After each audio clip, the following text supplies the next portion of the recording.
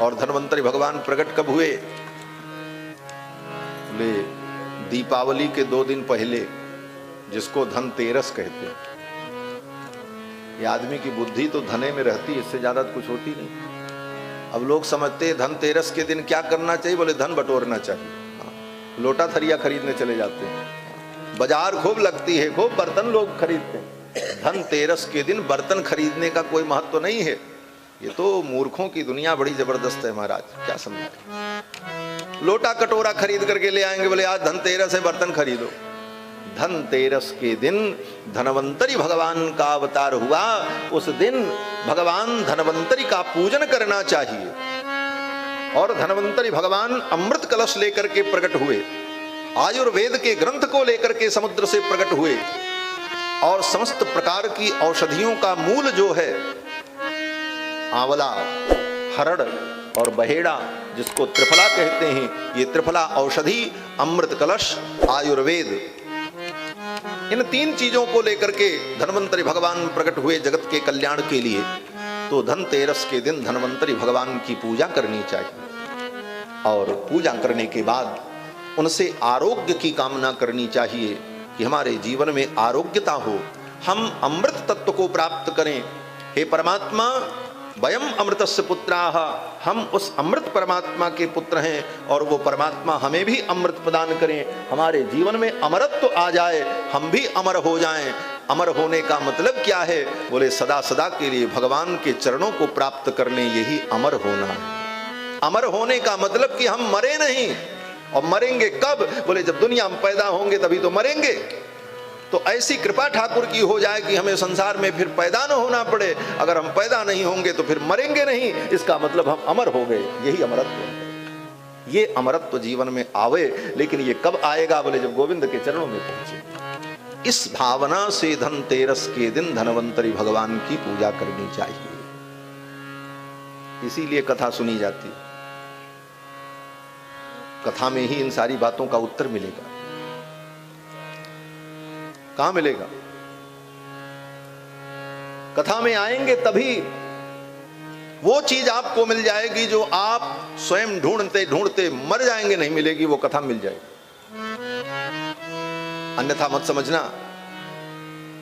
आप ये समझो कि सब वेद, रामायण, गीता, भागवत, सारी पोथी ला करके आप अपने घर में रखो और एक एक गुरु के पास जा करके एक एक विषयों का अध्ययन करो। अध्ययन करने के बाद उसका निष्कर्ष निकालो, तब तक आधी जिंदगी बीत जाएगी। आधी क्या, पूरी खप जाएगी। लेकिन अगर आप सत्संग में आए तो ना आपको किताब खरीदने की जरूरत पड़ी, न पोथी पढ़ने की जरूरत पड़ी, न किसी गुरु के पास जाना पड़ा। बैठे बैठे निकाला हुआ मक्खन आपको मिल जाता है। इससे बड़ी सुविधा और क्या हो? इतना करना, वो तो पूछो जो करते हैं उनको मालूम है कितना श्रम करना होता। शास्त्र ज्ञानम बहुक्लेशम बुद्धेश चलन कारणम। शास्त्र का ज्ञान बुद्धि भ्रमित कर दे महाराज। अनंत शास्त्रम बहुलाश्च विद्या नैको ऋषिर्यस्य वच प्रमाणम धर्मस्य तत्वम निहितम गुहायाम महाजनो जेन गतास्स पंथ। तो उस स्थिति को प्राप्त करने के लिए ये सुलभ व्यवस्था परमात्मा ने बनाई कि सत्संग करो। सत्संग करोगे सब मिल जाएगा। और सत्संग कभी मत छोड़ो। सत्संग करो, सत्संग करो। यह अवसर नहीं मिलने का, सत्संग करो, सत्संग करो। यह अवसर फिर नहीं मिलने का, सत्संग करो, सत्संग करो। यह अवसर नहीं फिर मिलने का, सत्संग करो, सत्संग करो। यह वक्त नहीं हिल-डुलने का, सत्संग करो, सत्संग करो। यह वक्त नहीं हिल-डुलने का, सत्संग करो, सत्संग करो। चाहे सारी दुनिया ठुकराए, चाहे धन संपत्ति लुट जाए, चाहे सारी दुनिया ठुकराए, चाहे धन संपत्ति लुट जाए, चाहे थाली लोटा बिक जाए, सत्संग करो सत्संग करो सत्संग करो सत्संग करो यह अवसर नहीं मिलने का सत्संग करो सत्संग करो यह अवसर नहीं मिलने का सत्संग करो सत्संग करो चाहे तन में अधिक बीमारी हो प्रतिकूल चले नर नारी हो चाहे तन में अधिक बीमारी हो प्रतिकूल चले नर नारी हो भाई नहीं बात हमारी हो सत्संग करो सत्संग करो भाई नहीं बात हमारी हो सत्संग करो सत्संग करो अपमान अचानक हो जाए निज साथी सभी बिछुड़ जाए अपमान अचानक हो जाए निज साथी सभी बिछुड़ जाए चाहे नित्य नई आफत आए सत्संग करो सत्संग करो नित्य नई आफत आए सत्संग करो सत्संग करो यह अवसर फिर नहीं मिलने का सत्संग करो सत्संग करो सत्संग करो सत्संग करो। ये पद बड़ा महत्वपूर्ण है और ये पद सेठ जी की रचना है। गोरखपुर के गीता प्रेस के सेठ जी श्री जयदयाल गोविंदका जी, उनकी ये रचना है कहते हैं। और ये सत्य घटना पर आधारित है।